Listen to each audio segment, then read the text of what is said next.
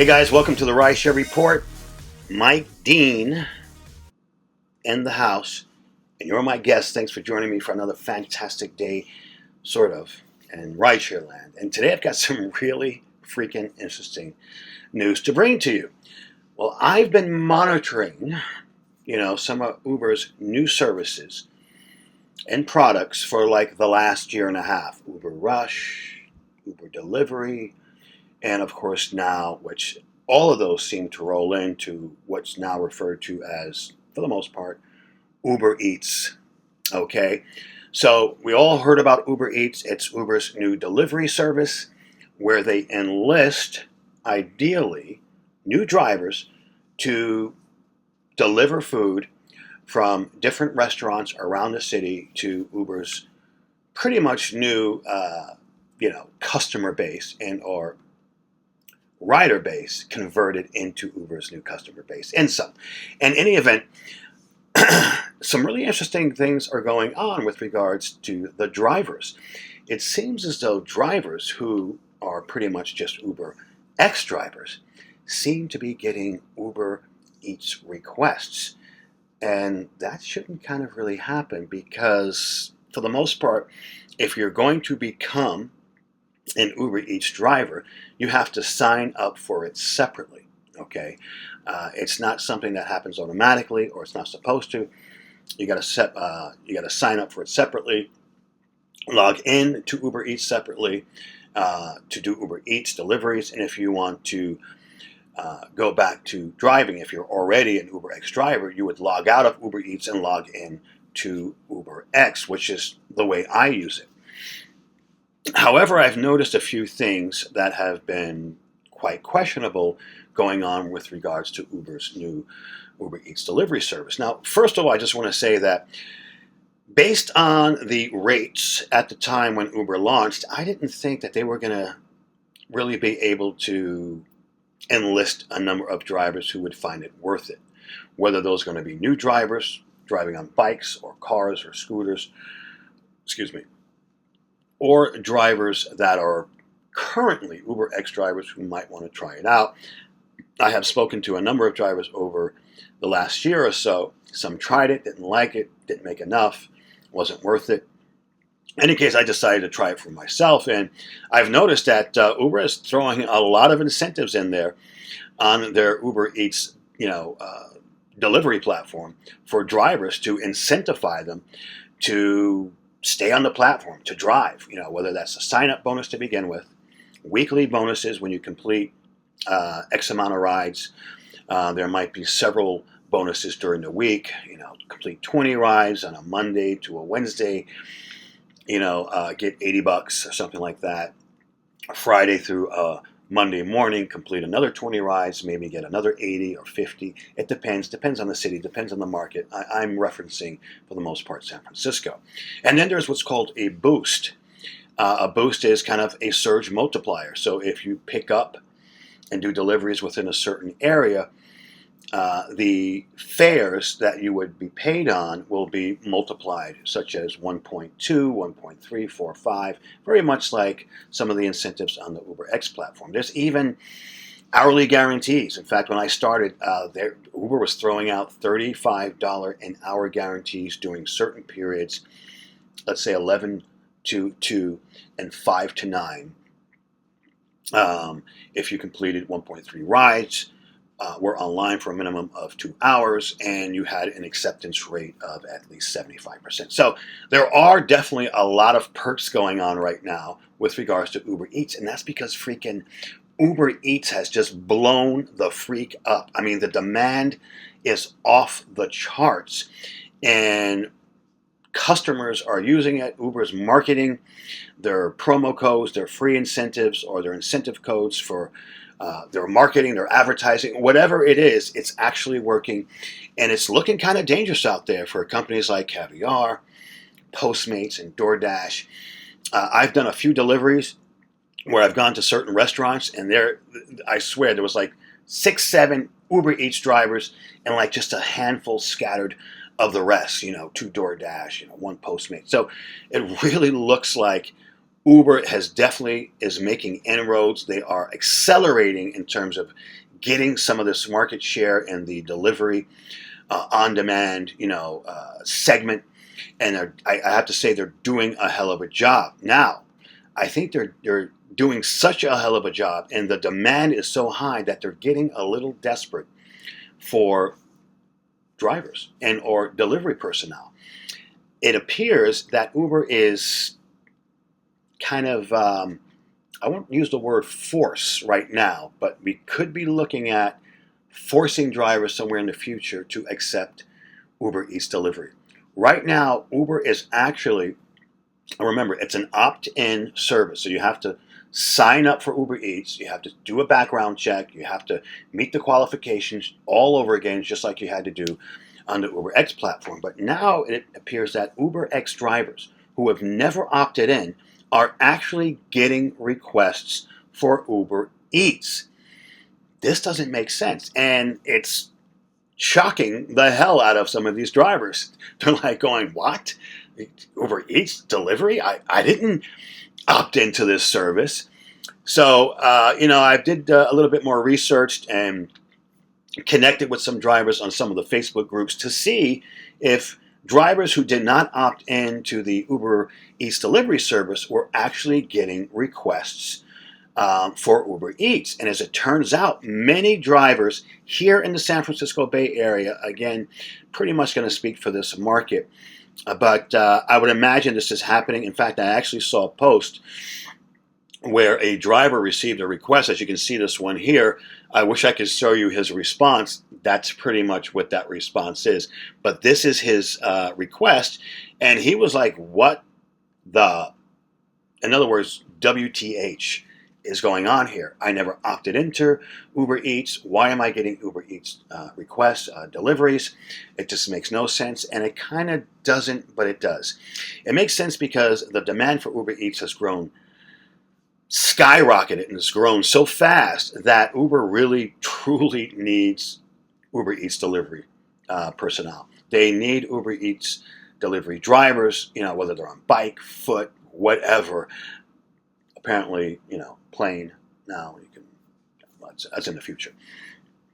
But it really seems like Uber Eats is somewhat quietly integrating, or I should say Uber is quietly integrating Uber Eats into the UberX platform. They are meshing, combining, and they are crushing it all together to make it one sort of available service to one driver, such as just like Uberpool. Remember, drivers sign up for UberX didn't really expect to get Uberpool. Uberpool is not an option. Once you become an UberX driver, you are literally, in this case, you are forced to accept Uberpool rides. If you don't, you are penalized for your acceptance rates, your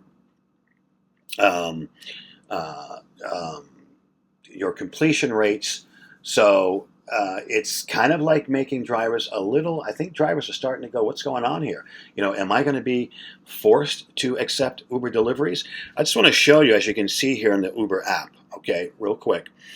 And this is when you go to your ratings area. You can see you've got rides. Now, this is my Uber Eats delivery app here. This is officially my Uber Eats delivery app. However, in the regular UberX app, you do have these two tabs. One says rides and the other says deliveries. And right now it's pretty much just kind of a tab that's there, in the UberX partner app that doesn't really sort of mean anything to drivers because they haven't opted in. Drivers are pretty much thinking that, well, I guess if I opted in, there will be, this dual information, dual ratings, etc. If I become an Uber Eats driver, it'll combine into this current app, into my UberX partner application, and I'll be able to see my ratings, etc. But I think this little subtleness here is subliminal. Let's put it that way. And Uber's has been doing some heavy marketing and really marketing towards current drivers to entice them and try to get them over to the Uber Eats platform to meet some of that growing demand. But I think the fear here, perhaps, is something that has happened with Uberpool. Uber drivers again. It's a love-hate relationship, and I got to say, it's pretty much a hate relationship when it comes to Uberpool. And the reason for that is because drivers have no control. They have no control of whether they want to accept these rides or cancel them. There's penalties. They can't opt out. So, there are drivers who are doing Uberpool rides and they're seeing $2. So, it's not all that it's made up to be. Uberpool fares are not equal to UberX fares as they used to be in terms of base time and distance. Of course, there's a split factor with the rider, but the base time and distance used to be same as for Uberpool used to be the same as UberX, and now it's actually about 15, maybe 20% lower. I think here in San Francisco, the Uberpool ride is 85 cents a minute and 85 cents a mile and 15 cents a minute versus the UberX ride, which is 115 a mile and 22 cents a minute. Just giving you a rough number, I don't remember offhand. It used to be equal. So Uberpool used to be the same amount as the UberX base time, not the base, but the time and distance value. And Uber's lowered that to, again, incentivize riders to encourage them to take more rides. Make a long story short, drivers are not seeing as great as a value for Uberpool as Uber says that they are. They're, in a sense, forced to accept Uberpool rides. They can't opt out of the Uberpool rides. And that's something that doesn't sit well with a lot of drivers. And now it seems as though Uber might be quietly integrating. Well, it's not quiet. They are integrating Uber Eats into the UberX platform. And it's very possible that sometime in the near future, you may be receiving Uber Eats requests, and you, as an UberX driver, and you have to accept them. No opting out is available, just like Uberpool. So it might work the same as Uberpool works today. I guess we'll see what happens in the near future. There are some benefits, though. If you do have the combined, there are some drivers that actually do deliveries and are on X at the same time combined in the app. Now, I don't know how that worked out. I think that comes from the old Uber Rush, and then it's become Uber Rush / deliveries. Uber's focused more on Uber Eats now. It seems like Uber Rush, which was general deliveries, food, packages, etc., has kind of faded for now. And there are some benefits to that because you can actually mix some of those requests and those rides for certain types of incentives. For example, if you're trying to reach certain goals to get X amount of rides, the Uber Eats rides do count towards some of those incentives. So there could be some value there, but unfortunately, Uber doesn't ask, your permission when it comes to having you forcing, in a sense, sometimes some of these services down your throat, and doesn't always make drivers happy. This could be a little dangerous for Uber. Again, it kind of adds on to the level of control that they have over their drivers. Of course, Uber says that drivers are independent contractors and that, freedom and flexibility, blah, blah, blah. But I think we all know by now, it doesn't matter if you have the option to log on to a system or the option to work or not to work. It's what happens during the course of that work period. So when you're logged on as a driver, what exactly is the level of control? And Uber Eats could be adding to that controversy in terms of driver's classification, another level of control, yada, yada, yada. In any case, love to hear some comments from you guys. Let me know if you have been getting Uber Eats requests while simply being on an UberX platform, never opting into Uber Eats. I'd like to get some feedback. Let me know what's been your experience. And of course, be sure to like, share, and comment below. And if you're interested in becoming an Uber Eats driver, I've been doing it here in San Francisco, running some tests, and I got to say, with the incentives, it's actually not that bad. I think on average, probably, I say on a national average, the average per hour, it's got to be running at least about 16, 17 an hour, probably ranging from about maybe 14 to 22 an hour on the Uber Eats platform. Here in San Francisco, looks like drivers can pretty much hit anywhere from 24 to 20, maybe 8 an hour doing Uber Eats. It's a different animal, different logistics, pretty much the same in terms of instead of picking up food, instead of picking up people, you're picking up food. Instead of dropping off people, you're dropping off the food to the people. I actually kind of like it. It's a little bit more low key. It's cool. Not necessarily bundled with all the incentives, to put your earnings higher than you would be getting on UberX. But there's a lot of people out there who have cars that don't meet the qualifications. Your cars are not 2001, or you have a two-door, so it's a 95 and up, 95, 96, I think, and up that you can use two-door. It could be a van, a pickup truck. You can use these vehicles, these qualifications for Uber Eats. So it's a little less, the requirements are a little less, and seems like, the work itself is a little less stressful in a sense. But again, it depends on how you work out the logistics. In any case, Mike Dean with the Rideshare Report. Love to hear back from you. Get your feedback, your comment. Let me know what your Uber Eats or non-Uber Eats or didn't opt in to Uber Eats experience is, yet you're getting Uber Eats requests and deliveries. Mike Dean, Rideshare Report. Remember, guys, Uber on, lift off, drive safe. Remember who loves you.